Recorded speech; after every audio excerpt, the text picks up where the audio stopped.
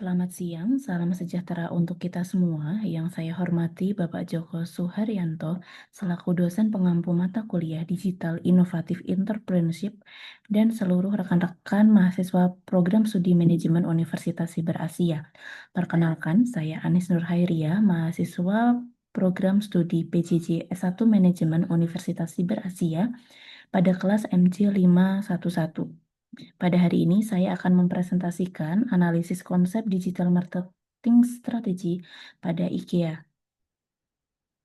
Dunia retail saat ini sedang berubah drastis ke arah digital, dan IKEA menjadi salah satu contoh perusahaan yang sangat cerdas dalam beradaptasi. Pada hari ini kita akan menganalisis bagaimana mereka melakukannya. Sebelum masuk ke kasus IKEA, kita perlu memahami dulu apa itu pemasaran digital. Pemasaran digital adalah proses membangun dan memelihara hubungan dengan calon pelanggan maupun pelanggan tetap melalui aktivitas online. Aktivitas ini memiliki target yang terukur dan bersifat interaktif untuk memudahkan pertukaran ide, produk, dan layanan dengan memanfaatkan teknologi digital.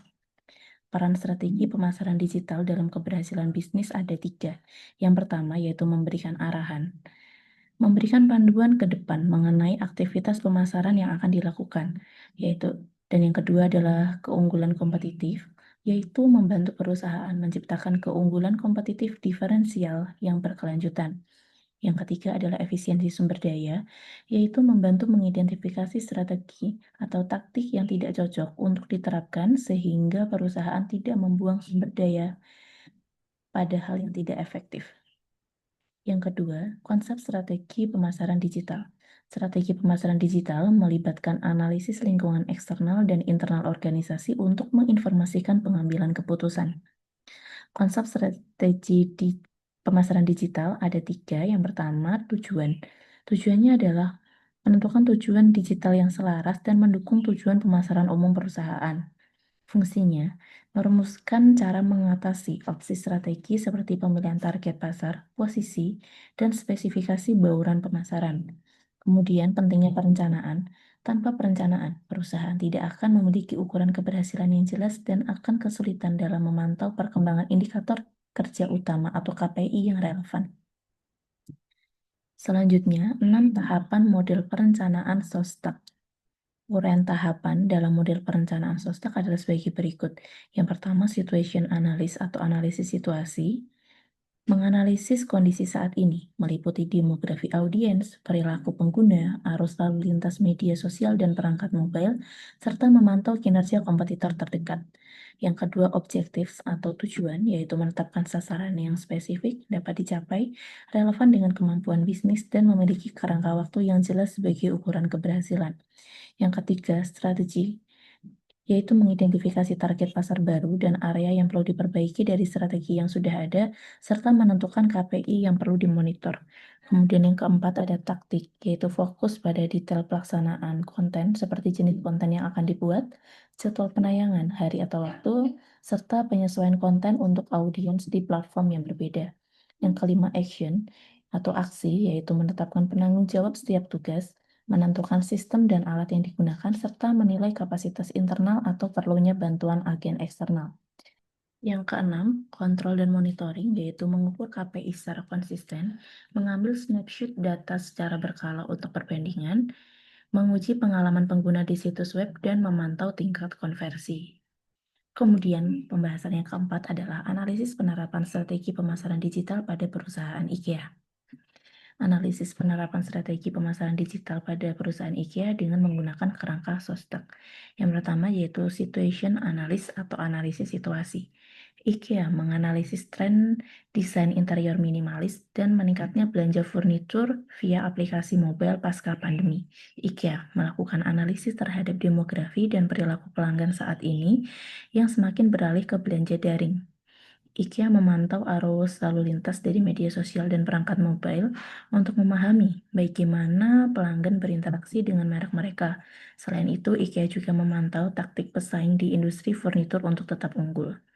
Kemudian yang kedua, objektif atau tujuan, yaitu meningkatkan penjualan online sebesar 20% dalam 1 tahun melalui aplikasi IKEA Place.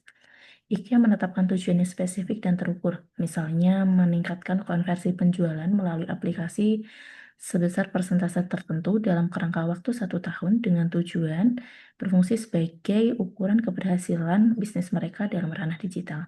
Kemudian strategi, IKEA memposisikan diri sebagai solusi hunian cerdas dengan memanfaatkan teknologi augmented reality.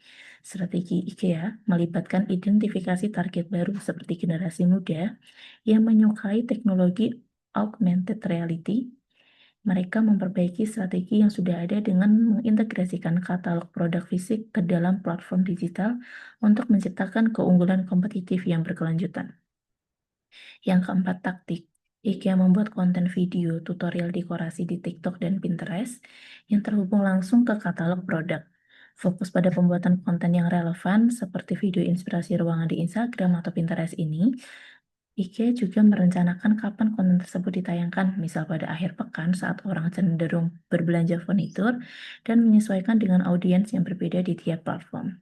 Yang kelima ada action, yaitu tim pemasaran digital internal berkolaborasi dengan pengembang aplikasi untuk memastikan fitur visualisasi produk berjalan dengan mulus. IKEA memutuskan penanggung jawab untuk setiap kampanye digital dan memastikan sistem serta alat seperti IKEA Place yang digunakan. Mereka juga mengatur hubungan kerja antara tim internal dengan agen eksternal jika diperlukan untuk menangani kapasitas taktik yang kompleks. Kemudian yang keenam, kontrol dan monitoring. IKEA memantau jumlah unduhan aplikasi, durasi penggunaan fitur augmented reality, dan tingkat konversi dari aplikasi ke pembelian. IKEA secara konsisten mengukur KPI seperti tingkat konversi dan jumlah unduhan aplikasi.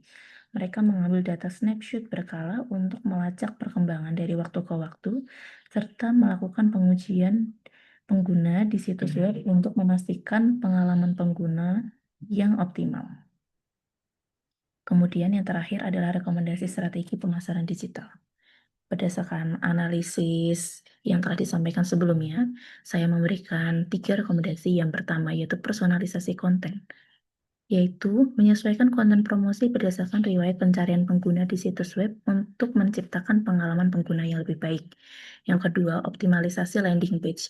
Secara rutin melakukan pengujian pada halaman produk yang memiliki bounce rate tinggi agar arus pengunjung lebih lancar menuju transaksi. Kemudian yang ketiga adalah penguatan analisis data, yaitu mengambil data snapshot lebih sering untuk mendeteksi perubahan tren perilaku konsumen secara real time. Demikian presentasi yang dapat saya sampaikan. Terima kasih atas perhatiannya dan selamat kembali beraktivitas.